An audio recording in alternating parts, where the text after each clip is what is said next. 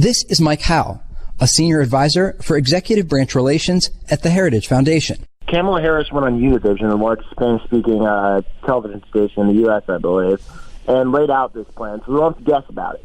What she's proposing is, make no mistake, the most radical immigration policies in American history. There's not even a close corollary. I can't even find a historical comparison throughout, all of mankind. What she wants to do is, instead of, the usual leftist response of let's not deport people, she wants to reward them for being here. She's going to want to do that by giving them green cards, which put them on a path to citizenship, membership in, the most prestigious country in the world. So they say this will be for about 11 million people. It'll turn out to be for a lot more than that. I promise you that. We haven't done an accounting of illegal aliens in this country, and the left hasn't allowed us to do it because they know the number will be too big. It'll scare people off. That's why they wouldn't want to do it. When we tried counting for the census, we wanted to add a citizenship question on the census, and the courts and the Supreme Court said no. So that's for the people in the country. I also want to take this program called temporary protected status, where if you say you're an illegal immigrant from a country that just got hit by a hurricane, you get TPS, temporary protected status, because it's too dangerous for you to go back to that country. This has historically been abused, but they're going to put the seal of approval on this abuse by making sure no one ever has to go back. So temporary protected status is now forever protected status, and they are on the path to citizenship as well. So all while that is happening, while they're trying to just add millions and millions of citizens in hopes that they upset the demographic and political balance of red states, they're going to open the border. But Joe Biden has pledged to do one better than defunding ICE and CBP. He's going to tell them just not to do their job. That's better than defunding them, because they aren't going to do anything. And the officers and agents are furious about it. This stand down order. So the border is going to be wide open. When you say wide open, I do want to clarify for our listeners, the policy they're going to put forward will make it easier to immigrate to the United States, but they're not simply going to open the border, correct? Well, it depends on what you call open borders, I suppose. I call open borders the lack of legitimate consequences for those who are coming across, and then, looking at the raw numbers of people that'll get in. One way they will do what I call open the borders is this asylum. Right now, if you apply for asylum, basically you're saying that you can't go back to your home country because you're in fear of persecution. You'll be persecuted.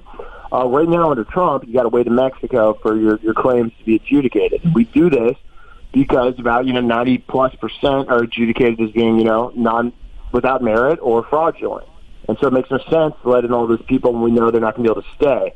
What happened before is that they just get let into the country, they get a hearing date, many months out, and they don't show up, and they're here for good. So Biden's going to reverse that Trump program and let them in the country. So I call that open borders.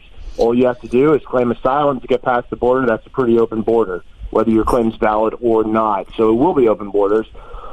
And also there's got to be some middle ground, though, on all of this, right? Because obviously the policies we're going to see under a Biden administration are going to be drastically different than what President Trump put forward.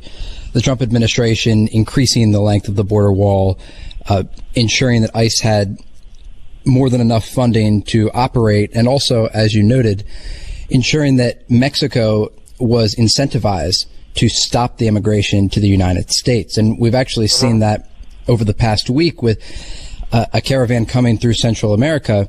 And these countries understand that as it is now, there can be economic and trade consequences for allowing migration that is headed to the United States to freely flow through your country.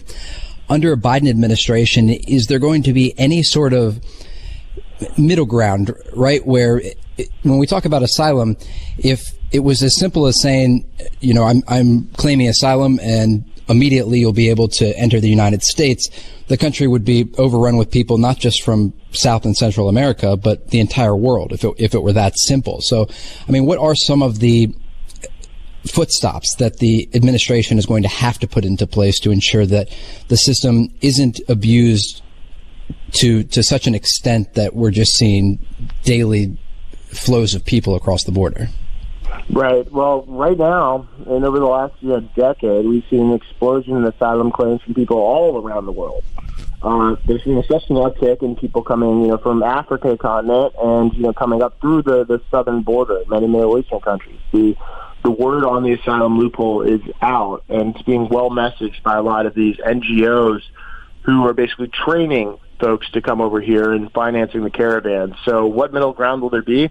I don't think there is a limiting principle for the left's agenda on immigration. Certainly not one numerically. Joe Biden's on record saying he wants waves and waves, not just drifts of immigration. There's no one on the left, in any of his nominees or anyone who will be in charge, said anything about any sort of cap or limiting principle at all. So I don't share the optimism that there will be a middle ground. I think they're throwing for the end zone very early here with this immigration bill to get as many as possible in and with citizenship. The Biden administration's openly negotiating with the caravans right now.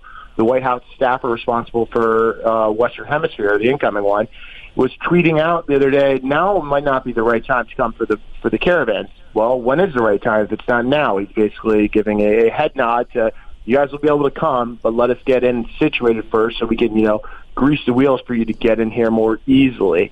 With Guatemala, the most pushback will actually come from some of the Central America countries. Guatemala doesn't want to be, the stomping ground for hordes of caravans to cross through in the middle of the pandemic. So we're going to have an interesting situation where they're tougher on issues of migration than the United States. I wish I really felt the only thing that could, hold the administration back from going full hog, so to speak, is people realizing and speaking about what's happening. Unfortunately, the mainstream media couches this as like a racial and moral issue. And so any reasonable limitation on immigration is therefore racist or immoral.